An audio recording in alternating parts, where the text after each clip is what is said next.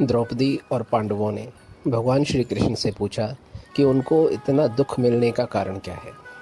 तो भगवान श्री कृष्ण ने कहा कि आप लोगों से 2 बार मल मास का अपमान हुआ है।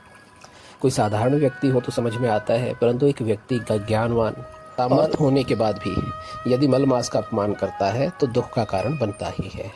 आश्चर्य से द्रौपदी के देखने पर भगवान श्री कृष्ण ने कहा, पिछली बार वन में मल मास जब आया तब अर्जुन, युधिष्ठिर, नकुल, सहदेव, भीम इत्यादि अपने गुरु के दिए हुए ज्ञान को बढ़ाने में, शस्त्र विद्या को बढ़ाने में और अपनी रुचियों में लगे रहे। और पूर्व जन्म में द्रौपदी, तुम एक ऋषि ब्राह्मण की कन्या थी। ऋषि ब्राह्मण की कन्या, उस ऋषि का कोई अपना था नहीं, पत्नी स्वर्गवास हो चुकी थी। समय पाने पर, जवान होने पर तुम अपने विवाह के बारे में सोचने लगी। अपनी पुत्री के विवाह के लिए वो ऋषि ब्राह्मण वर की तलाश करता रहता, किंतु अंत समय तक अपनी पुत्री के लिए कोई अच्छा वर नहीं देख पाया और मृत्यु को प्राप्त हुआ।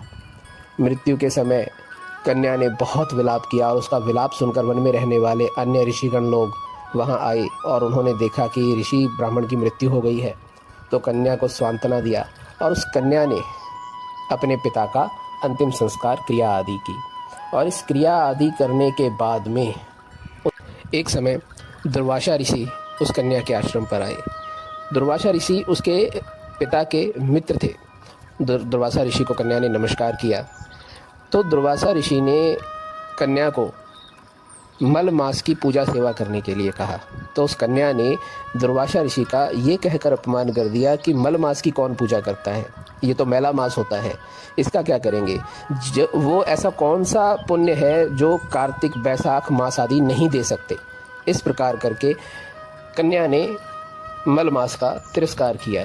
क्योंकि वह उसके मित्र की पुत्री थी तो दुर्वासा ऋषि उसको श्राप तो दे नहीं सके, किंतु उसको कहकर कि ये तुमने अच्छा नहीं किया, ऐसा कहकर वहाँ से चले गए।